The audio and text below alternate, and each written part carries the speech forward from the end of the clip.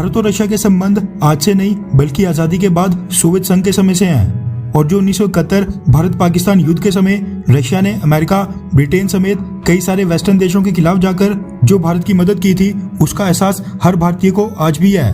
हालांकि रिसेंटली कई सारी ऐसी डेवलपमेंट्स भी हुई हैं जो ये प्रूव यानी साबित करती हैं कि जियोपॉलिटिक्स और डिप्लोमेसी में किसी भी देश पर आंख बंद करके विश्वास कभी नहीं किया जा सकता है। लेकिन इसके बावजूद भारत और रशिया के इंटरेस्ट अभी भी काफी हद तक अलाइन करते हैं, जिसके चलते हम रशिया के लिए कई बार बड़ी सारी चीजें कुछ हटकर करते हैं जिनसे दोनों देशों के संबंध और भी ज्यादा मजबूत हो सके। ठीक इसी तरह का एक इंसिडेंट पिछले हफ्ते हुआ था, जिसके बारे में मैंने आपको एक स्पेशल वीडियो के जरिए भी बताया था। दरअसल भारत ने हाल ही में न्यू दिल्ली, कोलकाता जैसी कुछ मेट्रो सिटीज में रशियन एम्बेसी की निगरानी में रशिया के लोअर हाउस के इलेक्शंस कंडक्ट करवाए थे, ताकि जो डिप्लोमेट से लेकर कई सारे आम रशियन नेशनल्स आज के समय भारत में हैं, वो भी अपने वोट का अधिकार का इस्तेमाल कर सकें। ये चीज हमने भी रिपोर्ट की थी और आपको बताया था कि अपने वोट के अधिकार का इस्तेमाल करने के बाद रशियन एम्बेसडर निकोले कुदाशेव ने भारत की इस इनिशिएटिव के लिए भारत को थैंक्स बोला था।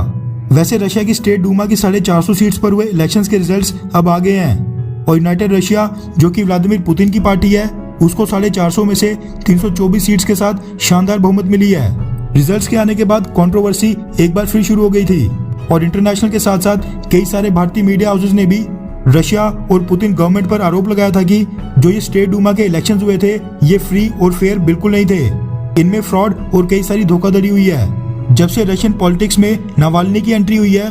और व्लादिमीर पुतिन ने उसको जेल में बंद करवा दिया था, उसके बाद माना जा रहा था कि पुतिन और उनकी ruling party United Russia State Duma के इलेक्शंस में कुछ अच्छा परफॉर्म नहीं कर पाएंगे। लेकिन जो रिजल्ट सामने आए हैं वो इसके बिल्कुल उल्टा है और प्रेसिडेंट व्लादिमीर पुतिन की पार्टी बहुत ही बड़े मार्जिन से जीती है। इसी बात पर भारत में जो रशियन एम्बेसी है, उन्होंने भी इस पूरे मसले पर अपनी तरफ से एक आधिकारिक स्टेटमेंट दे दी है। रेफरेंस के लिए आपकी स्क्रीन पर एनडीटीवी इंडिया न्यूज वेबसाइट के एक आर्टिकल का स्क्रीनशॉट है, जिसके मुताबिक रशियन एम्बेसी ने इस पर अपना स्टैंड क्लियर करते हुए एक आधिकारिक स्टेटमेंट जारी की है। जिसके मुताबिक रशियन एम्बेसी के स्पोक्स पर्सन ने कहा है कि पिछले हफ्ते हुए रूस के संसदीय चुनाव, जो पिछले हफ्ते रशिया के स्टेट डूमा के इलेक्शंस हुए थे, वो रशिया के कानूनों और इंटरनेशनल नॉर्म्स के प्रावधानों के पूर्ण अनुपालन में कंडक्ट किए गए थे। उन्होंने कहा कि हमारे वेस्टर्न पार्टनर्स रशिया के इलेक्टोरल सिस्टम और इलेक्शन रिजल्ट्स को ट्रेडिशनली रिकॉग्नाइज नहीं करते हैं। अब क्योंकि इस तरह के सवाल भारत में भी उठ रहे थे, उस पर रशियन एम्बेसी के स्पोक्स पर्सन ने कहा कि हम ये जानते हैं कि ये पब्लिकेशंस,